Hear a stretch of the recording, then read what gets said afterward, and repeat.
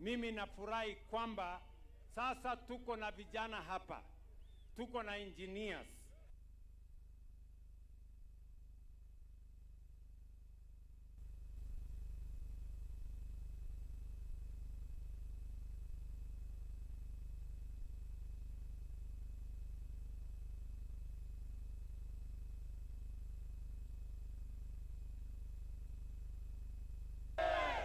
Kapete hoye!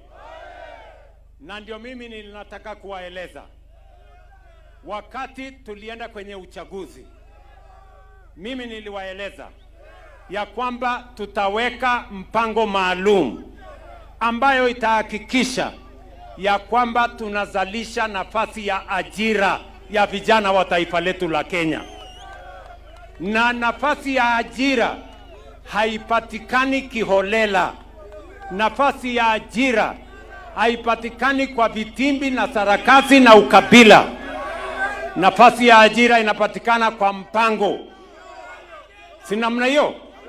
Ndio sababu hiyo niliwaeleza ndugu zetu wa Kenya, tuwe na program ya housing, tuwe na levy ya housing, ndio itusaidie kujenga haya manyumba, kujenga hostels ya vijana wetu wa university na college, na kujenga mashule, na kujenga maneno ya masoko, ili tuhakikishe ya kwamba Kenya yetu inabadilika. Ni kweli ama si kweli, my friends? Leo nikisimama hapa Nairobi, nikisimama hapa Kabete, hii manyumba haikukuweko mwaka moja iliyopita.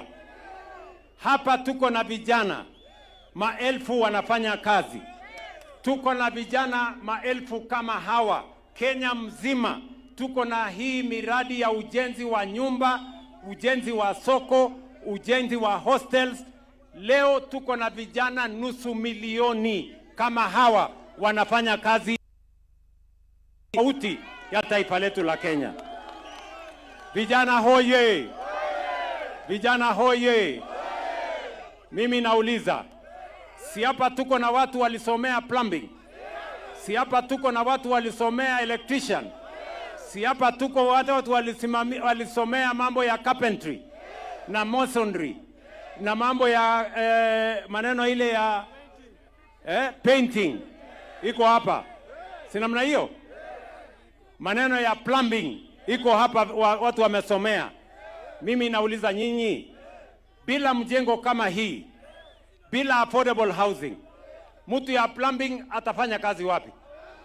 Mtu electrician atafanya kazi wapi?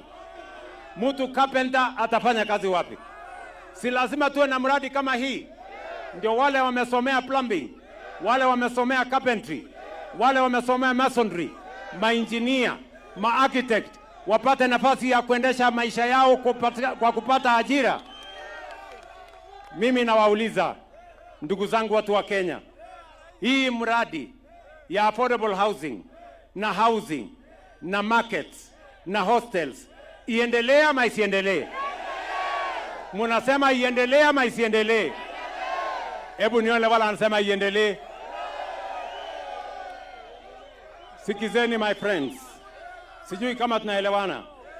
Hii Kenya wale wanatupigia makelele, watu wa vitimbi na ukabila na chuki, hatutawajibu.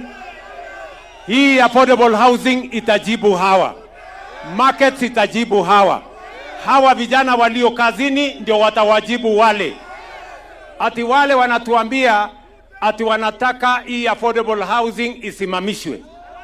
Mimi nakuuliza wewe kiongozi, watoto wako wako na mahali ya kuishi, wewe uko na chakula, familia yako iko na mahali ya kuishi, unataka hawa watoto wa Wakenya wengine waende wapi ukisema ati hii affordable housing isimamishwe? Wale watu ni mafala si mafala? Ni mafala si mafala?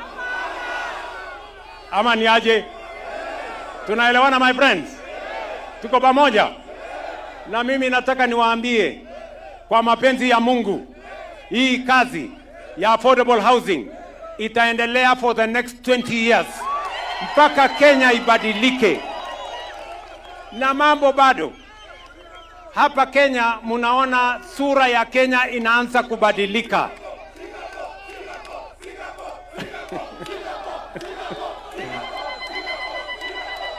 Munasema